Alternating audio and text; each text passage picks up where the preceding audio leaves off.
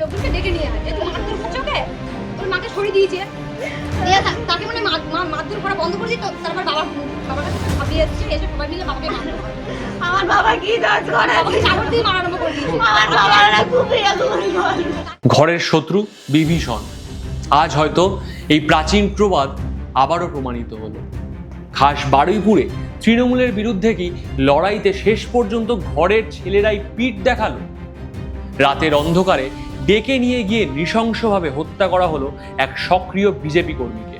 মানে লোকজনকে ডেকে নিয়ে আয় যে তুমি মারধর করছো ওকে, ওর মাকে সরিয়ে দিয়েছে দিয়ে তাকে মানে মারধর করা বন্ধ করে দিত। তারপর বাবার কাছে সব ঝাঁপিয়ে এসেছে, এসে সবাই মিলে বাবাকে মারধর করে।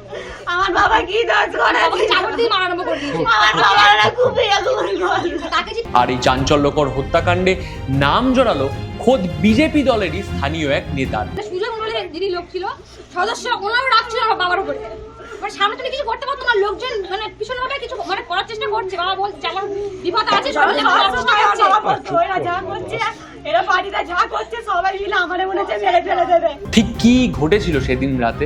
कल रात को यहाँ पे गांव में एक पूजा को लेकर उसके जो कम्युनिटी होने वाला था उसमें कौन रहेगा कौन नहीं रहेगा इसको लेकर गांव के कुछ लोगों के बीच अफरा तफरी लड़ाई हो गया था। तो उस दौरान कुछ लोग वहाँ पे इंजर्ड हुआ है, जिनमें से एक आदमी जिसका नाम है बापी नौस्कर, बापी प्रामाणिक, उनके मतलब जो इंजरी थे वो बहुत ज्यादा, उनकी इंजरी बहुत ज्यादा थे और जब उनको अस्पताल लेके गए तो वहाँ पे उनको ब्रॉड डेड डिक्लेयर किया गया। তৃণমূল আর দলীয় কোন্দলের এই ভয়ঙ্কর খেলায় কার হাত রয়েছে নেপথ্যে? कुछ प्राइमरी इन्वेस्टिगेशन के दौरान हम लोगों ने 2-3 आदमी को वहाँ पे पकड़ कर रखा है, डिटेंशन किया है। उनके जो इन्वॉल्वमेंट के बारे में हम लोग छानबीन कर रहे हैं। अगर उनका इन्वॉल्वमेंट है तो एज पर लॉ उनके अगेंस्ट में एक्शन लिया जाएगा। আলোড়ন ফেলে দেওয়া এই ঘটনাটি ঘটেছে বারুইপুরের উত্তর ট্যাঙ্গারবেড়িয়া অঞ্চলে। নিহত বিজেপি কর্মীর নাম বাপি প্রামাণিক। স্থানীয় সূত্রে খবর, রাজনৈতিক প্রতিহিংসার জেরে গত প্রায় 10 বছর ধরে ঘরের বাইরে অর্থাৎ ঘর ছাড়া থাকতে বাধ্য হয়েছিলেন বাপি। আমার বাবা 18 বছর ধরে বাড়ি ছাড়া, কিন্তু এসে কারের মারিনি, কারেরকে ধরিনি, কারের এসে কিচ্ছু বলিনি। বলে সবাই মিলে থাকবো, সবাই মিলে থাকবো, আমরা কোনো ঝামেলা করবো না। রাজনৈতিক পট পরিবর্তনের পর সম্প্রতি তিনি নিজের বাড়িতে ফেরেন এবং এলাকায় নতুন করে একটি দোকান দিয়ে জীবন শুরু করার চেষ্টা করেছিলেন। কিন্তু কে জানতো এই নতুন জীবন শুরু করার খেসারত তাকে প্রাণ দিয়ে দিতে হবে। পরিবারের অভিযোগ অনুযায়ী গত রবিবার গভীর রাতে একটি ফোন কল আসে বাপির কাছে। ওরা যে ফোন করিয়েছে যে তুই ওরা ডাক ছিল, তুই ওরা ডাক ওরা ডেকে নিয়ে গেছে বাবাকে, ডেকে গিয়ে মারধর করেছে। বাড়ি থেকে তাকে ডেকে পাঠানো হয় মাঝ রাস্তায়, আর ঠিক সেখানেই ওত পেতে থাকা দুষ্কৃতীরা তার উপর চড়াও হয়। বেধড়ক মারধরের পাশাপাশি ধারালো অস্ত্র দিয়ে নিভৃত রাতে তার উপর হামলা চালানো হয়। ঘটনাস্থলেই লুটিয়ে পড়েন বাপি। হাসপাতালে নিয়ে যাওয়ার পথেই তার মৃত্যু হয়। কিন্তু কার নির্দেশে এই হামলা?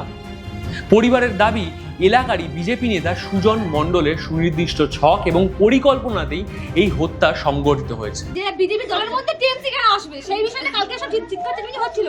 কালকে তখন সন্ধ্যা 7টার মতন বাজে, এটা শুনেই আমি চলে গেছি। আর তারপরে বাবার মুখে সেটা শুনলাম যে মানে সুজয় মন্ডলের যিনি লোক ছিল সদস্য, ওনারও রাগ ছিল আমার বাবার উপরে। মানে সামনে তুমি কিছু করতে পারতো না, লোকজন মানে পিছনে ভাবে কিছু মানে করার চেষ্টা করছে। বাবা বলছে আমার বিপদ আছে, সব এরা যা করছে, এরা পার্টিটা যা করছে সবাই মিলে আমাদের মনে হচ্ছে মেরে ফেলে দেবে। স্থানীয় স্তরের এই নৃশংস খুন এখন দলের অভ্যন্তরেই বিরাট বড় প্রশ্নের মুখে দাঁড় করিয়ে দিয়েছে রাজ্য রাজনীতি এবং বিজেপিকে।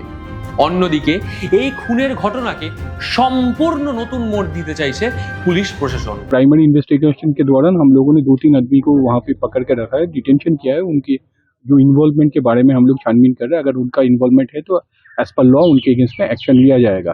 पॉलिटिकल बारे में अभी कह नहीं सकते, बिकॉज जो कल रात मीटिंग हुआ था वो प्योरली ग्रामीण मैटर को लेकर, वो एक पूजा को लेकर मीटिंग हुआ, तो वहाँ पे कोई पॉलिटिकल बैनर या पॉलिटिकल पार्टी का कोई स्टैंड नहीं था। तो फिर फिलहाल ये बोलना मुश्किल है कि कौन कौन से पॉलिटिकल पार्टी में बिलोंग करता था। वो तो जो पॉलिटिकल लोग हैं जो उनके बारे में वही बता सकते हैं। তবে পুলিশ সূত্রে এও জানানো হয়েছে যে নিহতের পরিবারের সুনির্দিষ্ট অভিযোগের ভিত্তিতে একটি জোরালো মামলা রুজু করা হয়েছে। ইতিমধ্যে জিজ্ঞাসাবাদের জন্য আটক করা হয়েছে বেশ কয়েকজনকে।